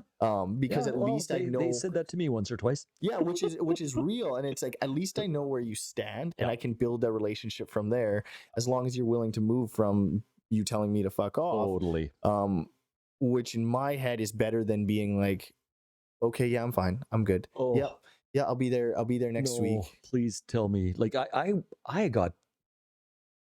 I had parents tell me off. I had kids tell me off, and then I'd say, you know what? Keep coming. Like, Yeah. this is not offending me, and so often, Well, you're not, and like to clarify to people whoever's not familiar with Youth for Christ or what John has done is, like, in my opinion, is it's not a situation again where he's saying it in a way that I think some people would interpret it as it didn't bug you, or parents might say this and parents might say that. It's not a door-to-door salesman, here's a pamphlet, come to no, our no, come to our fishing trip with our youth group. It's nothing no, like that. It's a no. guy who uh sits, hardly ever sits, but listens to people and listens to their story, and again, back to the very start, allows them to get to a result that they think is going to improve their life. Yeah, You definitely have perspectives that sure. influence what you'd say if someone asked you, Hmm. but it's not perspectives that you're saying this other person has to have. You want them No. to find that. So I just want people to know that, because I think lots of times people will hear stories like this or hear experiences like this and hear someone say, well, parents got mad at me, but I didn't care, I kept going, and that's the way. Oh And I think they yeah. might think it's a guy who goes and knocks on a door and says, Good listen to the call. good Good word, call. listen to the good word, you have to listen to me, I don't care if you're mad at me, I'm going to keep knocking on that door, which is the opposite from the truth. It's people knocking on your That's door a lot of times. great point. In fact, quite a number of times when I've had, well, one instance, I had one of the dads come, and his son was entrepreneurial, and he sold certain products that we wouldn't allow at our property. And This has got to be drugs. Please tell me this is it drugs. was totally drugs. Heck yeah. I And like this kid already. yeah, well, it was just like, if you saw him, you go, "Oh man, he's working hard, right?" And he wasn't actually doing it for the money. He was doing it because he wanted to be a go-to person. Like, Yeah. hey, let me matter. And so his dad came in one day and he says, "I want to get a bulldozer and just bulldoze down this place." Yeah. And I was like, "Oh, how come?" So he told me, and you can't rat out the kid, Hmm. right? So he's like, "My son is uh, um, there's kids that are causing my son some issue here," and I'm just listening to him, and I want, every part of me wants to say, "Do you know what your boy does?" But you can't, and I don't want to throw him under the bus, because I want dad to be able to vent, and I Yeah. want the son to still feel this is a safe place. Um, and so you're sitting in the middle, and you realize, oh, gray isn't so bad. Yeah. You know, you think to yourself, it's got to be black or white. Not always, because I want both to feel like we're advocating for them. Yeah. And so that's why I'm saying, like, when a parent comes in and they're really angry, good. At least you're angry to my face. Yeah. You're not doing it behind my back. And I found that to be often the case, with the marginalized youth, as we refer to them. At least books and school courses. Uh, they're just kids that are struggling. Parents are probably struggling Hmm. because the parents are living and real and genuine, and they're trying to navigate. It's not like they're trying to set their kid up for failure. Yeah. And so when he's coming in and he doesn't know the full story, he's not going to hear the full story from me. That's not my place to say, do you know what your son does? Yeah. I just want him to know, hey, we love your kid. Yeah. Hey, also, we want to hear you Yeah. uh, because we're advocating for the parent as well. Yeah. Right? Do you, and in that circumstance too, do you find that that's a much better place to build a relationship, whatever that looks like with the parent as well, like where it's like, hey, Yeah. at least this is a door that you've opened for convert, like it's Yes. maybe a one-sided conversation at that time, At that time. but it's a lot better than the kid just disappearing because the parent doesn't want them to be there. That's It's right. like, hey, like, yeah, get it out. All I can do is give a perspective or prove what we're trying to influence in terms of direction, or not influence in terms of direction. Yeah. And at least they're coming in and at least they're yelling at me. That's better than them Oh, sitting and yelling to the sky at their house with the correct. kid never coming back. 'Cause they know their kid is struggling, and they're actually looking for advocacy. Yeah. And if you can say, hey, come in, have a coffee with me, and done that quite often, they're like, I can come in here? Of course you can. You can come in here anytime you want. Yeah. Here's my cell number. If you got, and almost never did I receive a call on my cell from those parents. Oh, really? Nope. Just But having it available, yeah. that just meant, oh, okay, he's not hiding or whatever, right? As much as you wanted to not have a hidden agenda, um, you always have one, and that's that you want to advocate for both. Yeah. That's so cool. So how did you, like, you talked about the other group of guys. So to clarify for Yeah. anybody, John was basically like, we played a group of guys, misfits, I would say, from all aspects of life, from Yeah. wealthy families to athletes to musicians to I'm going to classify myself as delinquents, and everything in between. We had a group of, I don't even know how many guys it was. Well, if they all showed up, it'd been close to 30. Yeah, and I mean, we went through school together, this group of guys. Yeah. We connected together, all these different areas of the world, like of the like world experiences that you can have in a small town. Yeah.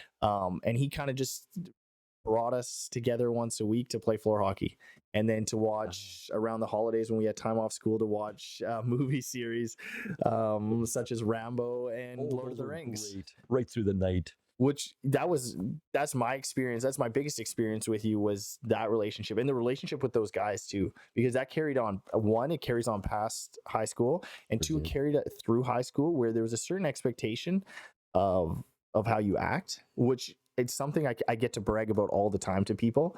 Is when I'm with, the group of friends isn't nearly as big as what it Right. was before, but when I'm with that group of friends, and sometimes you get different guys from that group all meet up, there's always a certain amount of respect for other people that happens, and there's very rarely a worry of um I don't want to say disrespect, because disrespect's different to different people, but disrespect to the level where someone's going to get seriously hurt.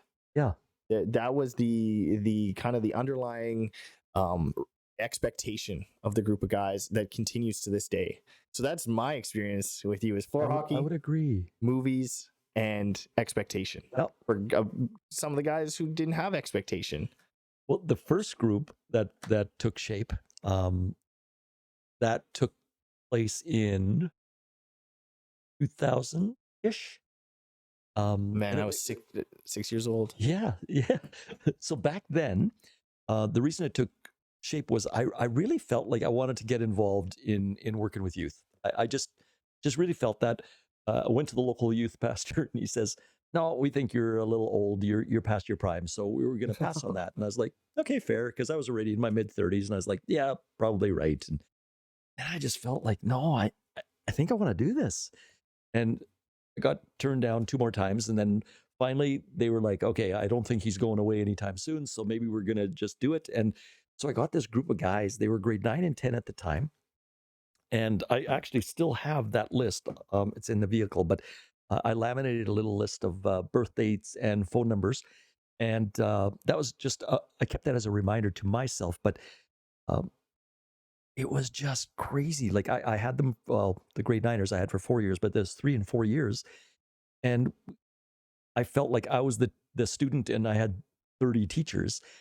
And just watching them grow up and going like, what did I say yes to here? Or what did I beg for? And but it was similar to your group, Hmm. just 20 years earlier kind of thing, where it was just this hodgepodge of different guys and a bunch of them stayed connected still. And a few of them have actually moved back to Morden in the recent years.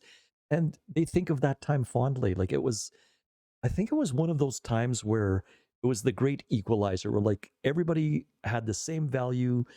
We played sports, we watched movies, we ate food, we farted. Like it was just this group of guys that were able to connect, so it took shape differently than your group, because your Okay. group started in grade 8 when a couple of the guys said, "Hey, look, we're stuck in a group of." Sort of a Sunday school scenario where we feel like, yeah, we're a little too old for this kind of stuff. Can Yeah. we? And then I was approached and said, hey, Dad, a couple of us guys were wondering if maybe we could start something like what you had. And like, yeah, if your kid's asking for something, like you're gonna advocate, right? So I was like, yeah, let's see where this goes. And it grew so organically because the rule was guys can join the group, but the guys have to agree. Like if somebody says, hey, can I join your group? It can't be me say, but you have to use your filters. You have to say, why does this guy want to join the group? Like, Hmm. but I never had to worry because you guys let anybody that asked. Yeah, Like, it's so crazy to think of the variety of individuals and who got along. they Like, all did. Like, and there were times when, you'd be playing sports and uh, the worst of somebody comes out, but at the end, we're all snacking, and the next week we're all coming back together. yeah, yeah, that was like that's something that's crazy to me that I don't know if I've seen in other, maybe I'm biased in that way, but that just because of those shared experiences, Yeah. it was, like I got doses of other people's world because, after we were done, playing floor hockey or watching a Yeah. movie, we went and did something this guy was Yes. into. And Yes. then I'm just there. I'm You like, what shared am I stuff. doing? And then vice versa. This person experienced some of the shenanigans that, typically they would never get into. No kidding. But because this guy is maybe a bit more of a risk taker, we're going to see if we can get in a little bit of trouble Yeah. or just barely escape it and show up on John's driveway with a police car and Yeah. That happened. police car and some mad parents. Oh, it was Um, brilliant though. Like, but even there, like there was still this level of respect. As soon as you recognize, like, especially that one situation where the police were involved, it was minor, when you compare it to other things. yeah. But immediately you guys were like, oh, shoot, we didn't realize that, this story was happening, that they were playing Knock Knock Ginger. Yes. And it went bad in one home because it was a mom with 2 kids and she got scared. And as soon as the guys found out, they were like, oh, no. And we never even that was the thing. We You didn't wouldn't even have thought of consider that. that that was a thing. Nope. But after that moment, you understood. And I Yep. think everybody, again, Oh, you to the got, credit of the group, was like, hey, this is something that we're not willing to do. Is if I don't know why, like to think of, and maybe it's because of the experience. Maybe, I think it is because thinking of of the my experience. mom, and maybe they had enough respect for me. If it was someone like my mom, Yep. who's by herself, they wouldn't want to do that to her. They wouldn't have. So I don't know if that's their perspective, but it seemed like that because there were so many different life experiences in this group, you could Mhm. relate to somebody Yep. and think if it had a bad negative Connotation. connotation or consequence, you Oh, that, yeah. were l- you were held to like, hey, now we know Yep. this is the impact it has. Hey, that was fun, Yep. but if we're gonna do this again, one, let's figure this thing out, and Yep. two, maybe let's just not do it again. Yeah. Yeah. you know. Know your audience. Yeah, that's oh man, I'm the worst for that, man. Well, I think you and know I would have that. been too. Like I freelanced too when I was younger, and I was like, ooh, that did not play out the way Yeah. that I had hoped. Right? Like, what's your thoughts like when you see us now? Like you see the group. Ah, I mean, you have two groups of guys. I'm selfish. I just think you got the one group of all us guys, and I yeah. think of the gang. But do you always see us as those guys back then, and the little stupid things we did, or do you see us as? Because I think as I've grown older, you're always a mentor to me, and I always look up to you, and I look up to Mm, those moments. But as I've gotten older, I consider you. It's transitioning to a friend I can trust kind of thing, yep. which is interesting. But from your perspective, You're not the I'm little curious. boys anymore. Like you, No, no, like does that make you sad at all? no, because I still see it in you guys all, Okay. which is great Yeah. because I think that it shows that your true character hasn't shifted. I always look at what does the hardwiring look like? Because for all of you that I know, the hardwiring has stayed the same. It's more mature in Mhm. many areas, but you can revert back to being silly and goofy, Yeah. which I really appreciate. Um, but man, when I look at some of you guys now, and like I look at yourself, Pelly. I know this wasn't supposed to be about you, Yeah. but um, when you started this business, you had a number of people saying, "What are you thinking?" I remember that, Yeah. and it was like to me, I was like, dude, you're gonna make this just go out of the ballpark because this was something you're so passionate about, and you can be a driven person, right? And but you do it methodically. It's like you're training, like there- if you do things out of sequence, you could hurt yourself. Mm. And you were taking that same logic into how you were setting this up. You did it slowly. It was incrementally, and to see you now, but I was always proud of you. You were always working hard at life. Yeah, you messed up, but you reacted. You recalibrated, Mm. and like so, and that's my lens of yourself. I still see the same Pelly that I saw all those years ago, and now it's the mature version of him, recognizing that you haven't arrived. Yeah. Like you're still gonna grow, except your legs. I don't know how you could possibly grow them any bigger, but I I'm trying, man. I did legs yesterday. It was terrible. I felt oh, sick the whole time. It took me like 2.5 hours. It was terrible. But I appreciate that. Thank you. oh man, you're so It's welcome. it's funny when you're telling the one story. It was like I don't know. I'm gonna get freaking worked up. Dang. Something that sticks with me is oh dang. A lot of my like growing up, the idea of like I got set up to be dumb, that Right, feeling. right, The thing that benefited me the most with having someone like you in my life, and there's other people as well, but very few of them. This person had an expectation for me. yeah, If someone finally had an expectation for me. So when I think about this gym or I think about doing different things, I'm like, man, they believe in me and they see something in me that I'm supposed to be something more than whatever I think I'm supposed to be at that moment. And I'm like, I owe this to them oh, to do that. I owe this to them to be who I'm supposed to be. Like not to be who you think I should be, but to right, be who I'm supposed to be and be that person with an expectation. right, Where there was a time in my life where maybe I had an expectation for myself, or I could see like, oh, I can do something, but I felt like no one else felt that, and I was like the like I don't have like why would I believe in it? No one else seems to believe in right, it. So now right, when I think about this and you saying that and stuff like that, it's like, well, yeah, and I want to continue that to the point that someday I can build something or I can create an impact that you get to say. And I think about this all the time, man, all the time. Is I want to create something in your lifetime that you get to sit back and you get to say, man, I know that. I know who that is. oh, I've Like already said that about you. I got to be this to him. I remember when he did this, he ate this spicy pepper and almost like felt like he was gonna die in my kitchen. And I think in my head, not that I want to be bigger than anything, Right, but I want to meet an expectation that you can sit down and you can say, hey, I know that, I know who he is, because that's the way I feel about you. oh man, Um, thank you. so I feel like I owe that to you. I made it through that whole thing. You I made it did. through that. I Well, thought I was and gonna. I was trying to not just for the camera's sake. I was Yeah. like, Don't play it," because Yeah. like that's when you can work a person a little bit too, right? Yeah. Like And so what I wanted to say was, and you may or may not remember this, but when you were younger, I even said to you, you don't have to play the fool because I knew Mm, you weren't, but I knew that that was the expectation of you. But I didn't say it roughly because I also know that it bought you a little space. Like then there wasn't pressure on you because others knew that your family was going through a difficult time. mhm, And you didn't. It's funny because as much as you liked certain attention, there was certain attention you didn't like. mhm. And so if you could play the fool, and you did it well, like you pulled it off quite nicely. But there were a number of times where I was like, oh, I know that he's going to grow through this, grow out of this.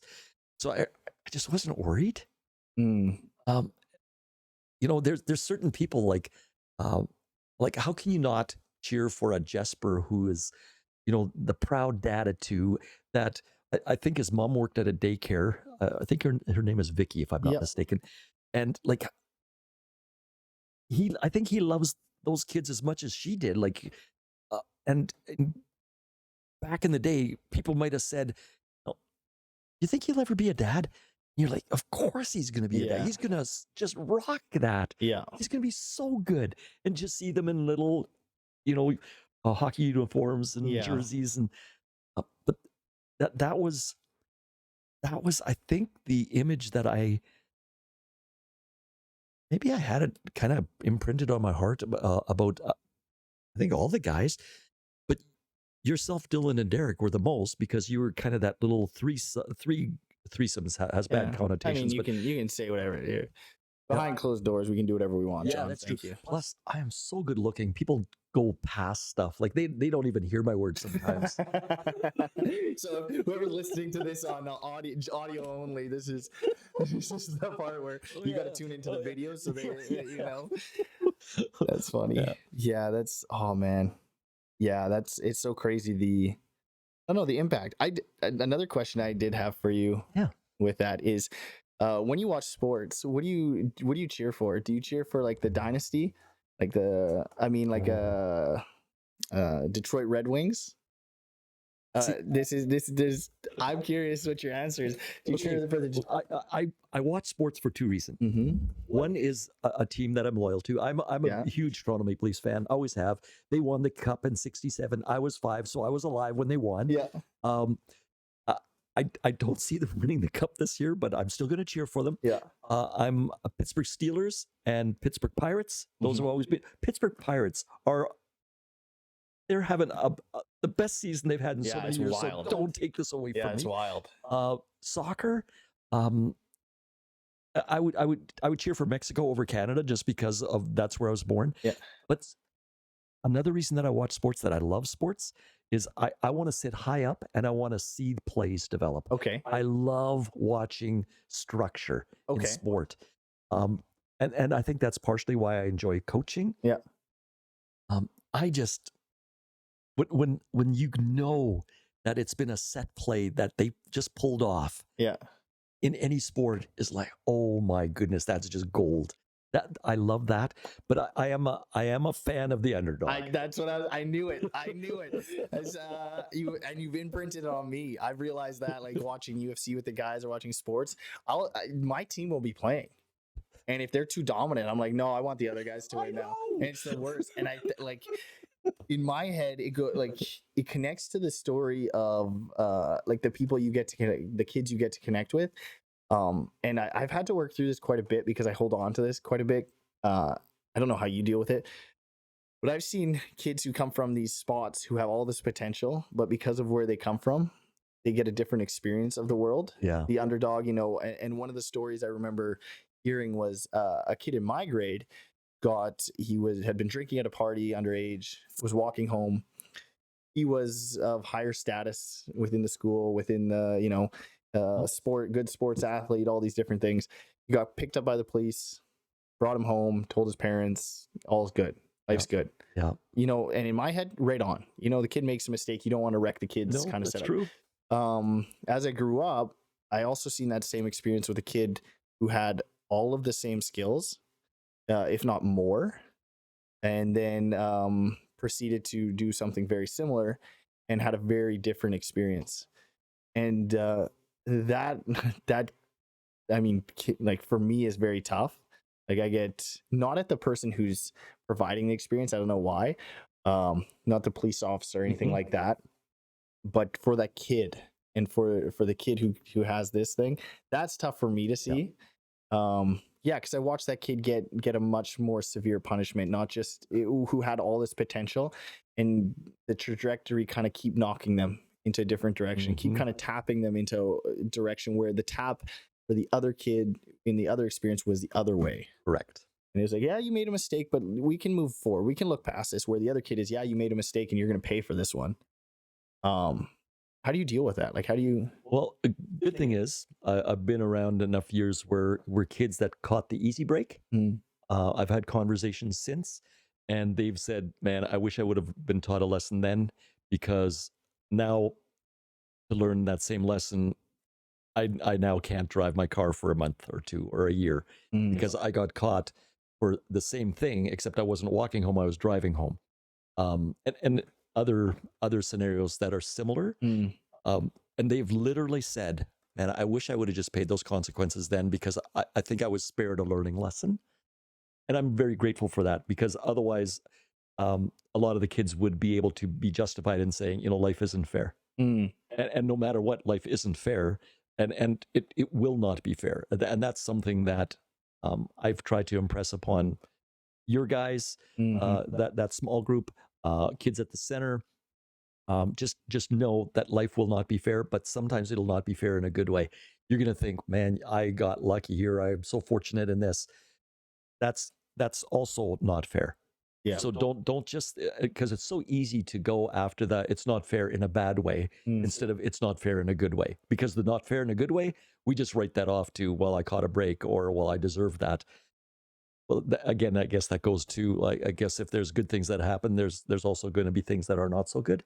Yeah. And I think you have to own up. And how often, like, I look at your life, for instance, how much did you learn because of the crap that you went through? Not in spite of, but because. Oh man, I'm still learning. Totally. Doesn't stop. No, and it's not supposed to. Like, the moment, well, especially in this industry, you better keep learning. Like, you have really an obligation to your clientele, Mhm. because if you're not going to learn, they're going to stop coming. Yeah, and yeah, and yeah, again, I feel like I have an obligation to people like you too. Like Hmm. uh, in instances like that, people who've like, invested not monetary, but Right. they kind of have too. Oh yeah, Do you you spend a cost me a decent amount? stinking fortune. Yeah, yeah. But yeah, a certain amount of yeah, like you said, obligation to do that, to continue to do that, which is yeah, that's such an interesting part for me of growing up in the past little bit. Like the impact of for me, my sister passing away has only really hit me in the past like 2 years of what Mm, that means in terms of the value of life and relationships and stuff like that. Where the impact of my parents stuff, it started to have an impact maybe a little bit before that, but still kind of carries into hey, this is the personality traits and habits I've developed out of this. It's not them. It's you. You did this. You got to fix some of this crap, yeah, dude. Um, you got to own it. and then again, the good stuff too, like the people in my life that I've got to be mentored by, and that's like if I didn't have some of that crap, that maybe they wouldn't have felt that I needed that mentoring. That's right. So I got to build these unbelievable relationships with some people that were lucky, like helpful enough to be like, hey, this guy might just need me around. Doesn't need me, but I'm just gonna be around. Yeah. You know, which okay, that's cool. You've yeah, just that's yeah, the good with the bad, eh? And one thing that you've said a few times, and I hear your heart in this, but I would never feel like, I would never want you to feel an obligation. Mm-hmm. I love the respect piece. Mm-hmm. I love that, but the obligation, that carries pressure both ways, Yeah. right? Then it's and I think sometimes obligations are not healthy, because it can be like, but I owe this to him. Yeah. I would say owe it to yourself, Mm-hmm. and continue the respect, and that I see in you, that, like, you've never shown me disrespect, even when you were freaking angry, and it was just, maybe I'm a Mark Scheifele there. Yeah. Uh, but I know what you mean though. I think I know what you mean. Like, don't. It goes both ways. it does go both That ways. obligation. If Yep. I'm sharing, hey, I feel obligated to give you this thing. Yep. It's you share some of that responsibility then too, Yep. that you didn't necessarily ask for. And I didn't want you to carry it either. Yeah. Right. I see what you mean. It makes it incomplete. Yeah. And to me, this completeness continues. Like I just really have always valued your trust, Mm. and like the stuff that you shared is pretty intimate. Like it's like you can't be more vulnerable. Mhm. And a number of the guys did that. But when I think of yourself, I just think you owe me nothing. But I, as the elder, as the one in authority, I do owe. There's a responsibility that comes from my part, and that there is an obligation, but that it's not. It can't cross an unhealthy boundary. Yeah. It can't, because I've seen enough times where somebody feels obliged and the person makes them feel obliged, Yeah. that they end up asking for favors, or there's an expectation later in Yeah. life. And I know that's not what you're saying. Yeah, no, it's definitely, I know what you mean. From my perspective, it's definitely isn't that. No. It's a like you said, an expectation of, hey, be the person. I know who you are. Yeah. You've shared things with me. I Yep. know who you are. Yep. Let like, that's what I feel, at least. Like, you know the darkest parts of me, the Yeah. best parts of me, in a way. Where And it's some like, of that had to be reciprocated. I felt an obligation at that time. Hey, this can't go one way. This guy's got to hear that, my Yeah. life isn't exactly perfect either. And I think the word that I was trying to come up with is honoring. I Yeah. feel like you honor me. that would be a great way. Yeah. And it's not like, I know exactly what you're saying, where it gets into a dangerous ground where you instead of honoring, you idolize, Yeah. or you Yeah. create this false statue. Which I know when I was younger, that was something I did with guys in particular all the time. And as soon as they did something wrong, I was like, you're out of my life. Anybody gone. who I looked up Yeah. to, Yeah. I did that with. But yeah, honoring it would be a great way of describing it, like in a in appropriate manner, Yeah. where it's not yeah, because that gets into dangerous It can ground. get tricky. And then especially if you become that idol, if you do make that mistake, or if then it puts you in a box of like, hey, this guy thinks this of me, how do I meet that expectation, which isn't fair. Like, that's Right. ultimately it's your decision, but it's also a decision I'm making to push that. Yeah. Yeah. Where that definitely gets dangerous. It does. Yeah. Yep. Dang. Sweet, man. You ready to wrap this thing up? Oh yeah. I think we've been going for almost 2 hours. Yeah. Well, this was actually, you make it really easy. Yeah. Oh yeah. Awesome. Well, and this actually was kind of what I was hoping it would be like, Yeah. just a transactional, relational exchange. Yeah, and that's exactly what it was. I mean, I'm selfishly just wanted to hear like more, like sit you down and hear about like the fill in the gaps Yep. that I don't know if I've ever been able to fill in. Now other Yeah. people just get to listen to that too, but for me, a lot of it was like, hey, I've heard these stories or pieces of these stories, but at random times. Good point. So now I'm like, hey, now I get to sit down. And even when I originally messaged you, I was like, oh, I want to hear this because I value this. I want to know a little bit more about this person who's played a big role. So I'm like, how do I fill in these gaps? And this was a great chance in doing this with other people, but I didn't want to get you on too early, because I also knew, I'm like, hey, what if I'm not good at this and I don't get what I want out of it yet? You know what I mean? Selfishly. we would have another one. Yeah. I mean, I've done that before. I believe it. One thing I do tell people, you're maybe a little bit different in terms of, you probably don't care about the social media aspect of it. Oh yeah. But I always do tell, like, I always want to give people an opportunity to kind of either hear what you have like going on in the future that you want to share that might be interesting to people, or shout out, like if you want people to reach out to you, or if they can find you anywhere, because you've impacted them, maybe to say, hey, your story, I connected with it. Yep. I always want to give them that option. If you do, perfect. Feel free to let the people know. And I can put it in the description below here too. So if you got anything going on, or you have a place where people can find you. Well, mostly I've been really careful with how I'm accessed. Fair enough. Yeah. My biggest thing, and it's going to sound a little old school, is via email. Yeah. I find that when people reach out through other, like I'm on a lot of the other social medias, but um, I feel like there it's more often in emotional outreach that they send my way.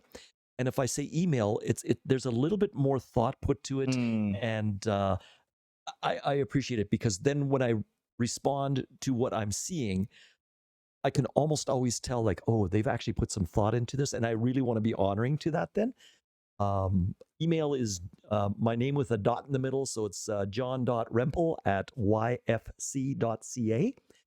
Um, I, I actually only follow one person on TikTok. I follow Seth Phrase, because I he's have also to. been on the podcast. We might have to have him back in here. You might have He to. was the first episode when we were still figuring out audio, so his is like maybe the worst audio episode. So maybe I have but to have him come back. It's fine, because you don't really want to hear him anyways. I hope he hears this far. I hope so too. But I really like. I love aspects of social media, and I love his responses because he does stuff because he's passionate about Mhm. it. The fashion stuff is important. If somebody sends him something favorable, he acknowledges it. And if somebody sends him something that's either dismissive or it can be mean, he pays it no attention. Yeah, and to be fair, the mean stuff is on social media, especially I know from him, very mean. So It's credit to some of him. the stuff that I see, like, because he's just another young guy and he's part of your group now too, Yeah. right? But he's just somebody that I've really been rooting for, and Yeah, me too. you can't help but cheer for the guy, right? But I'm not naive. People will reach out on Messenger knowing that Facebook just isn't it's my demographic, right? Yeah. But I do still find that a lot of young people will message. Yeah. They use Messenger, and that's okay too. But then it's they have to be ready for not an immediate response, because I think we're in a culture where if you're reaching out, you want something fast. Yeah. And I'm not always. Yeah, and I don't think we always should be too, especially No. on things that you probably receive in terms of thought wise. Yeah. An immediate response probably isn't always the appropriate response. No, and I love, though, that when people